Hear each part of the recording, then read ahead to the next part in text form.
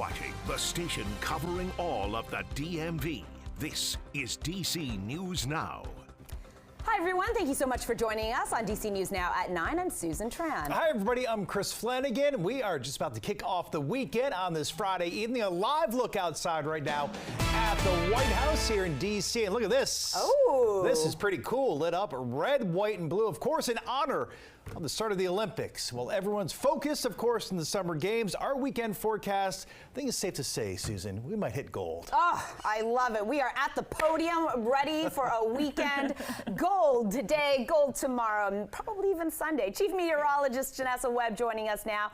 And I think you would give this like a top tier forecast, right? Top tier. We're not going after silver or bronze. That is not a straight winning this weekend across the DMV. Excited for it. We are going to be dealing with high pressure settling in, and that's leading us to really gorgeous conditions right now. Temperatures are super comfortable after all that heat and humidity that we've been dealing with the last couple of days due to that cold front. There's one concern, though. We do have a state of emergency. It's actually a pretty big one across West Virginia, and due to that severe drought that continues to kind of take over Front Royal, Winchester area, west of I-81 into the Shenandoah Valley. What's very interesting now, it's at severe status for Northwest DC. And so as climate prediction continues to monitor this situation, we are going to have some trouble going into next week as well. We're about 20 inches in a deficit from this time last year, folks. And so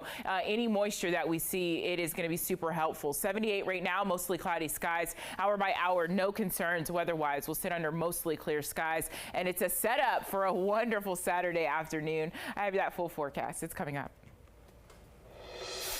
All right, Janessa, the Olympic buzz now in full swing with the largest opening ceremony in Olympic history in Paris, France. Closer to home, we're talking about more than 70 bars and restaurants gearing up for these games with plans to stay open all night long. So fans, you can catch any event at any time of day. Yeah, no shut-eye, right? No shut-eye at all. All right, reporter Marielle Carbone live from Royal Sands and Navy Yard tonight. Marielle, that's just one spot people can head out and watch the Olympics around the clock.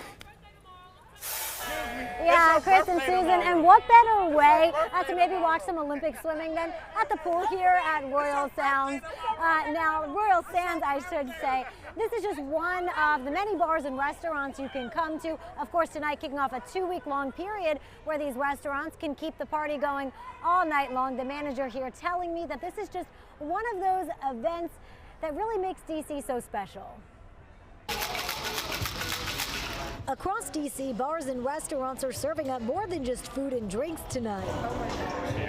The typical bar fare, now with a side of late-night Olympic flair. Swimming, water polo, beach volleyball. Javon Brown says he's a huge fan of the Summer Games and willing to stay up and go out late to see them. I'm always looking for some place to eat and chill late at night. If I can watch sports on top of that at the same time, oh, I'm all the way in. Royal Sands and Navy Yard, along with 3 other Mission Group restaurants, are at his service. They're part of a list of more than 70 establishments permitted by the city to stay open all night through August 11th. We've done this. We love it. Yeah. It's one of the things that I think makes DC great. Jessica Cooper is the senior manager of food and beverage and says people are excited. We've already had a few different groups reach out for different countries, different sports. And the extended hours help offset the time difference in France and provide space for all people to watch the games. The Olympics are such an exciting part of the world culture. So we want to make sure we are open so everybody can watch any game they want, especially with DC having the international community it has. Permitted establishments can stay open 24 hours and serve alcohol through 4 a.m. For this group, they're in. Absolutely following Simone. Really looking forward to basketball, and we like watching gymnastics and synchronized swimming together. Now, here at Royal Sands, they say that the hours could change based on which events are happening, so you'll want to check in before heading out. That really goes for any of the bars and restaurants that are permitted to be open through the next 2 weeks. Reporting live in Navy Yard tonight, I'm Marielle Carbone, DC News Now. All right, Marielle, thank you so much. Let's take a look at everything being charred here. One man is arrested accused of setting 2 different fires at the same apartment complex in Southeast. Just take a look at some of the video from inside of this home and all of these personal items, the furniture destroyed. Charnene Stevenson says that her cousin is the man arrested and says that he suffers from mental illness. Stevenson says that he tossed a Molotov cocktail through her window yesterday morning, and she was barely able to escape with her 2 young children. Then she says that he returned this morning and started yet another fire when they weren't home. If I would have made the decision to stay there, we would have been in there, and we could have been not here. Is not safe for the family of 4, and the Red Cross is now helping them with a temporary place to stay. Meanwhile, D.C. police say a man was shot and killed on I Street in Southeast today. This is video from the scene. Police say it happened around 4:30 this afternoon. The neighbors say despite decline in gun violence across the district, one deadly shooting is one too many. The crime rate has dropped. It hasn't dropped enough, you know, because every life is important. I'm tired. There's something that can be done, and it should be done. And D.C. police telling us so far no arrests have been made.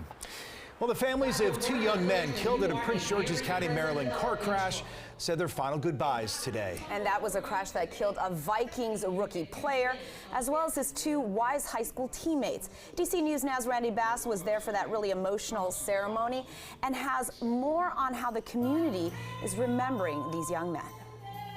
Friends, family, coaches, teammates, hundreds of people all showing up today to show their support and love for Isaiah Hazel and Kyrie Jackson. Their lives cut short, leaving a whole lot of love behind. Get the glory for yourself. Honoring the lives of Kyrie Jackson and Isaiah Hazel. Described as driven, vibrant young men, both passionate about the sport they loved most, their jerseys and cleats on display today. Kyrie is a special teammate. He cared about being a good teammate, being part of the locker room, and committed to working hard for something that was bigger than himself. Jackson recently drafted to the Minnesota Vikings, head coach Kevin O'Connell getting emotional, reflecting on his short time with the team. He looked at me and said, nope, I can play. I have to be out there with my brothers. Hazel's former teacher, Natalie Rosales, remembering his impact on and off the field. He wanted to share his love for football and a passion for Murray by starting a nonprofit organization to help student athletes. Their former football coach, William Goodwine, remembering Hazel fondly as a hard worker with a kind heart. He just cared so much. His heart was bigger than his body. Both Jackson and Hazel will be interred at Lakemont Memorial Gardens in Davidsonville. Reporting in Upper Marlboro, I'm Randy Bass, DC News Now.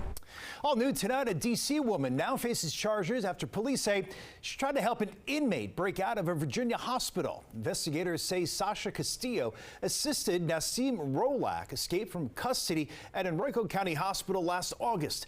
They say he was caught and returned to custody in October.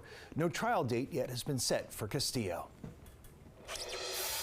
Well, for the first time, the Broccoli City Festival is coming to Audi Field. The 2-day music fest, it's expected to draw a lot of people, more than 30,000 fans each day. That is exciting. DC News Now's Max Marcilla live for us outside of Audi Field, where crews are finalizing some of those setups. And Max, this sounds like a pretty big deal out there.